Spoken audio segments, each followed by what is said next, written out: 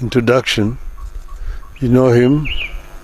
The general is a good friend of this country, and he's in transit to Addis Ababa, and he just came for breakfast. People had breakfast, and he is the one who's got information to share, after which I will say something at the end. So the general, the floor is here. Karibu. Thank you very much, brother. Well,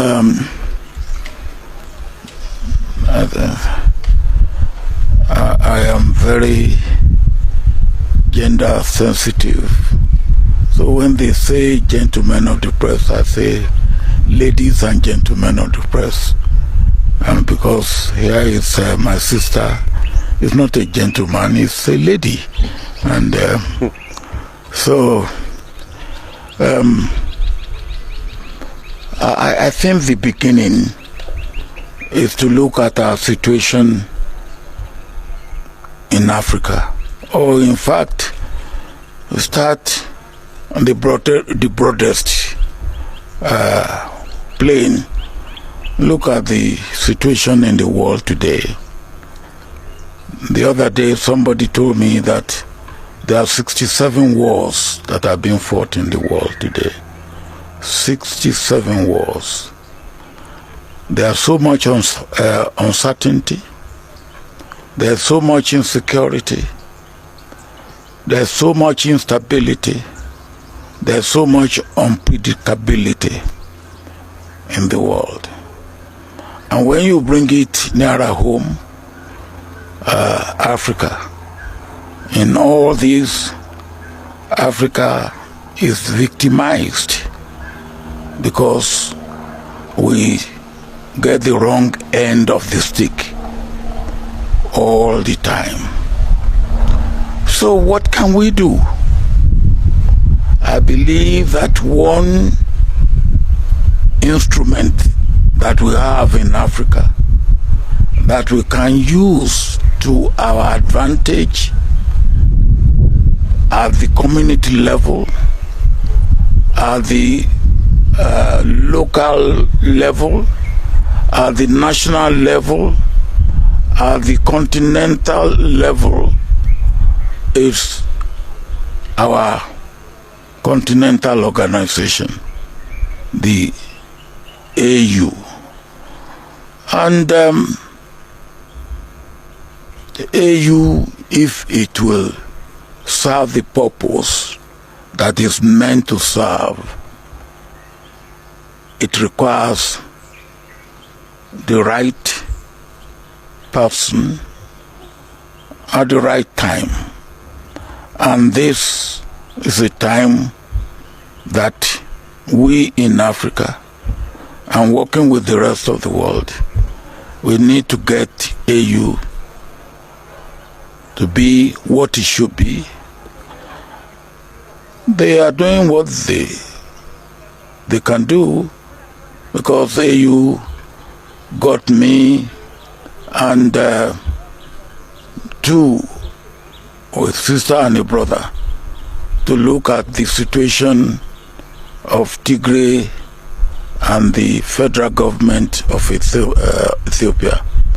But there's a lot more that is wrong with Africa today. My own part of the continent, West Africa, is riddled with government that had not come through constitutional means, is riddled with insecurity, is riddled with poverty, unemployment, and you can say similar thing even for this part of Africa.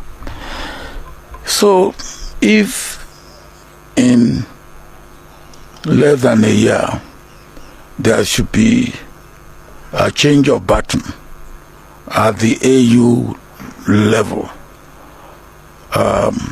Maybe some of us should take it upon ourselves to assist our incumbent leaders to make sure that we look and search and advise. And so part of my visit was really three. One, Brother Raila is a friend of many, many years. What year did we go to Kisumu for the final funeral of Jaramogi? 1995.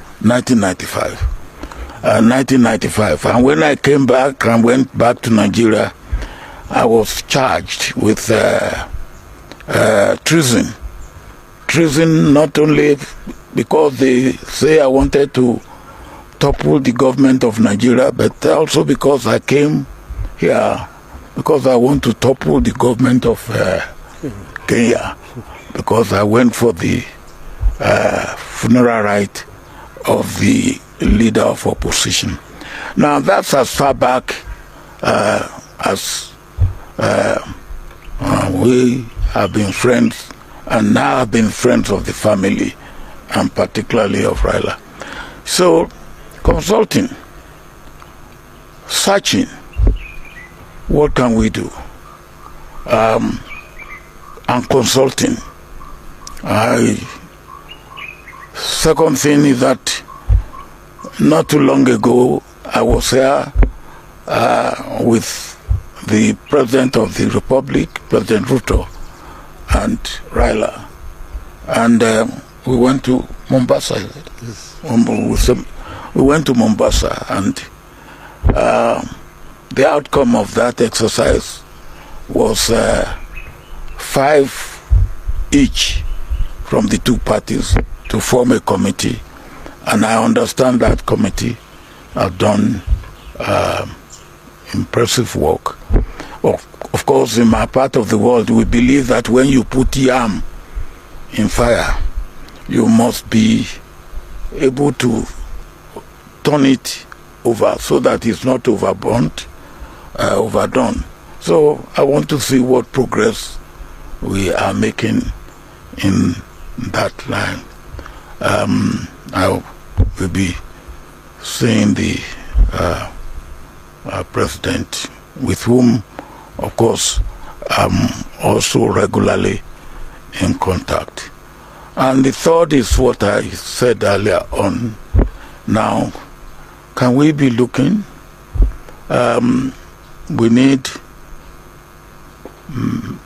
a person, man or woman, who has experience, who understand the situation we are in, who comes from a background that can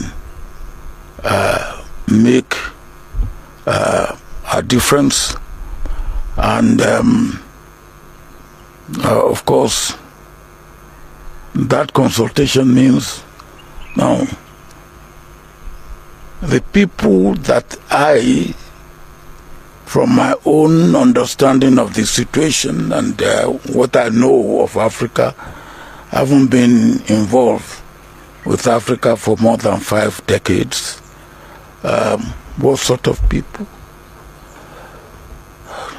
Some time ago, I was one of those who midwifed, because we believe that people who have held the position of head of government, either at the prime minister level or at the presidential level, will be able to knock at the door of incumbent prime ministers and presidents without much ado. And such people will probably be the right person, armed with other attributes at this particular time. And as I was saying, we midwife Conare in some years back, and maybe at this time we should be looking at that sort of. But whoever we look for must come from a country that is not of extreme in any sense, and where there are no much antagonism against such country.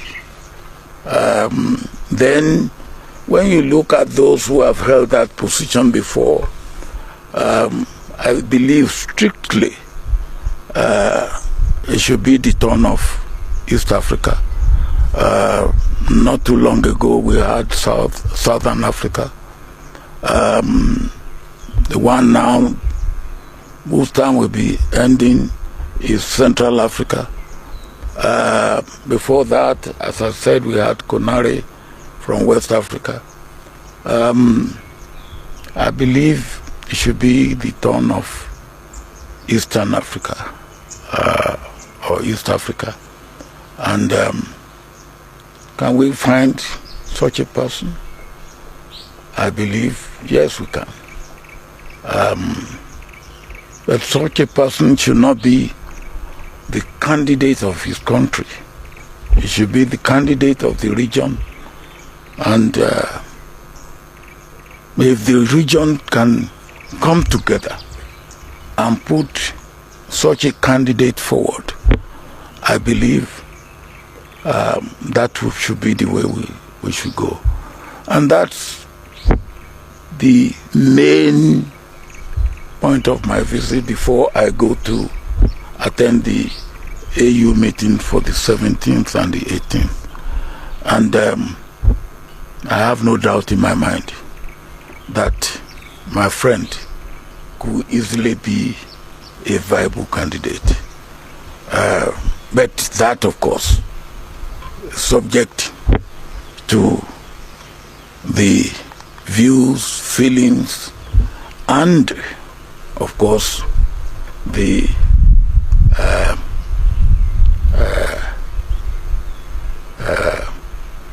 position and the presentation of our leaders in the East African sub-region.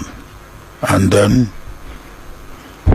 then if the region puts a candidate forward, I believe the rest of the continent will go along with that.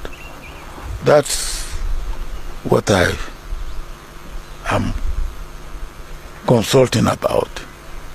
That's what I am working at, and I hope and pray that God will help us. Africa needs to stand up, and stand up firmly.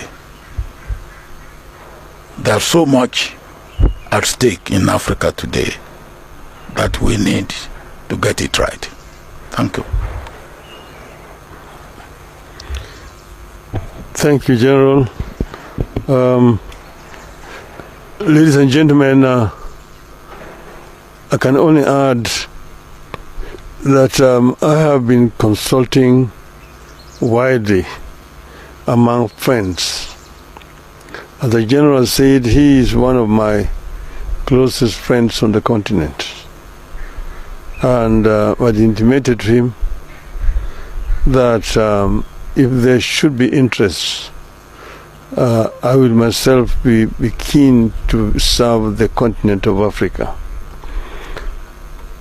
Mainly because as a Pan-Africanist, I believe strongly that Africa is playing in a league that it should not play.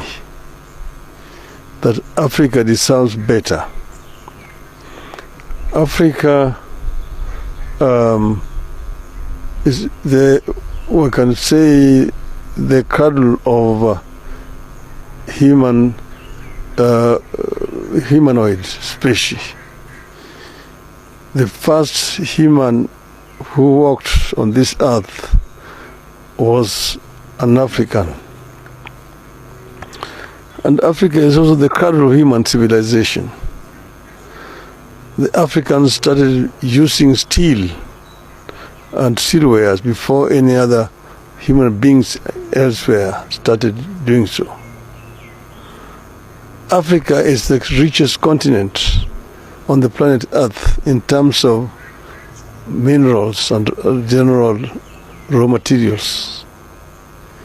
It is a paradox that the richest in terms of resources is also the poorest. This is something that we need to reverse. And it can only be reversed if we as a continent marshal all our resources for the faster socio-economic growth of our continent. And African economies can complement each other. I have served the AU in the capacity as infrastructure high representative. That position gave me a good advantage to be able to learn about each and every African continent, country, what they have, the comparative advantages, and so on. And I believe that working together with all these countries, we can be able to emancipate Africa. There is right now brain drain out of our continent. It is also actually appalling to see young African people drowning in the Mediterranean in search of greener pastures out of the continent. This is something that can also be reversed. Those are the ones that can get to the Mediterranean. Some perish on the Sahara. Yeah. So before they get to the Mediterranean. But all the same, the fact is that they end up all dying. It's a tragedy that ought to be reversed. And because of all these considerations that I am inclined to accept the challenge. Should the leadership of Africa want my services, I am ready and offer myself to be of service to this continent. And I've asked my friend to continue to be a good ambassador and talk to other people elsewhere. I don't want to say much more than that. And therefore today I want to make it public that I'm ready, yes, to go for the chairmanship of the African Union. Thank you.